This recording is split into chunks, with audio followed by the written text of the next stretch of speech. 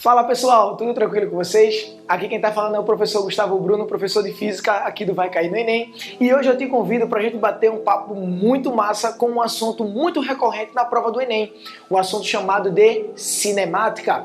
Mas antes da gente descrever as equações, antes da gente descrever os tipos de movimento, o importante da gente é conhecer o que é o assunto. Muitas vezes o pessoal lembra da formulazinha, mas não sabe como identificar isso dentro das questões. Então, algo que eu sempre costumo dizer a vocês é, antes de mais nada, aprende a identificar as questões. E aí onde é que vem a nossa primeira pergunta? Guga, como é que a gente vai identificar as questões que falam sobre cinemática? Muito fácil de fazer, galera. A cinemática é aquela parte da física que volta toda a sua atenção a estudar tudo sobre o movimento. Porém, ela não leva em consideração a origem, a causa desse movimento. Então vai ser muito comum você pegar questões do tipo, um carro ele andou uma certa distância em um intervalo de tempo, calcule a velocidade. Então você observa que dentro desse pequeno exemplo que eu acabei de colocar para vocês, a gente fala do movimento, da distância que ele andou, do tempo de percurso, da velocidade, mas não me interessa a origem do movimento, não me interessa a causa desse movimento. Então já ficamos ligados que estamos falando numa questão falando sobre cinemática. E aí, falando mais um pouco sobre a cinemática, a gente vai conseguir quebrar ela por enquanto, tá? Aqui em duas situações. Um assunto que a gente vai chamar de MRU, o famoso movimento retilíneo uniforme, e o MRUV, o movimento retilíneo uniformemente variado. E aí tá a nossa sequência. Primeiro, li a questão e identifiquei que ela está falando sobre cinemática. Segundo, eu preciso saber de qual tópico da cinemática ela está falando. E aqui tá as nossas características.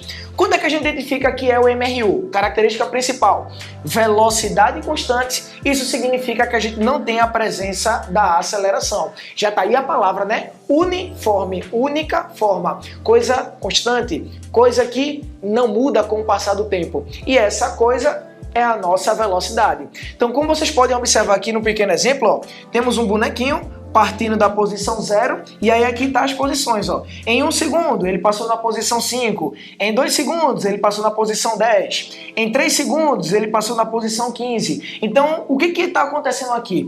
Ele está andando intervalos de distâncias no mesmo intervalo de tempo. Como vocês estão observando, a cada 5 metros passa-se 1 segundo. Passou o primeiro instante, andou 5. O segundo instante, passou mais 5. E assim sucessivamente. Então ele anda espaços iguais em intervalo de tempos iguais. Isso significa que a sua velocidade ela é constante. Essa é a nossa principal característica, ok? E aí, com o passar do tempo, um físico muito fera chamado Galileu, ele meio que se preocupou com essa ideia da cinemática em descrever os movimentos. E você observa que os intervalos de tempo aqui perto do 3 são situações previsíveis. Por exemplo, no instante 4, qual seria a posição dele? 20, beleza. No instante 5, qual seria a posição dele?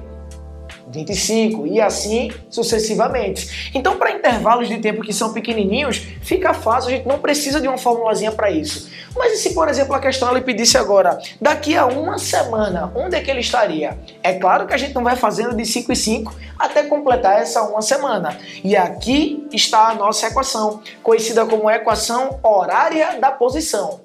Se ligou na palavra? Equação horária da posição. Significa que a posição só depende do tempo.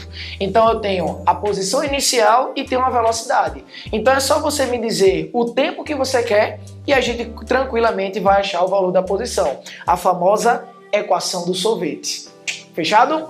Falando agora do MRUV, para a gente encerrar, o movimento retilíneo uniformemente variado. Observa que dentro dessa brincadeira a gente já tem uma variação de alguma coisa. E como vimos, essa alguma coisa é a nossa velocidade. Ela varia, mas não é qualquer variação. Essa variação ela precisa ser uniforme. E aqui Tá o nosso exemplo. No instante zero, o nosso corpozinho partiu do repouso. E assim, ó, no primeiro instante foi para 5 metros por segundo, no segundo instante para 10 metros por segundo, e aí você observa que a velocidade ela se altera, ó. Começou com 0, foi para 5, foi para 10, e aí ela foi alterando. Só que essa alteração ela é uniforme.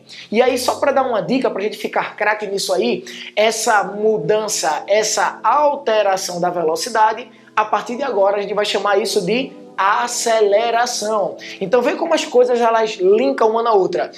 Se a mudança da velocidade é constante, vamos trocar essa palavrinha. O que é que a gente tem como constante agora? A aceleração, ok? Então a aceleração ela é constante. Essa mudança da velocidade ela é constante. Como eu coloquei aqui, ela é algo agora diferente de zero. Diquinha. Ficamos ligados que quando identificado o movimento retilíneo uniformemente variado, temos 3 equações que podem resolver a nossa bronca. A equação dos espaços, a equação de Torricelli e a equação da velocidade. Guga, quando é que eu uso a equação dos espaços? Quando a velocidade final não importar para nossas contas. Quando é que a gente utiliza a equação de Torricelli? Quando o tempo não importar para nossas contas. E vamos utilizar a equação da velocidade no momento em que a posição dele não importar para nossas contas. Beleza? Fica a dica, fica ligado, porque vai cair no Enem.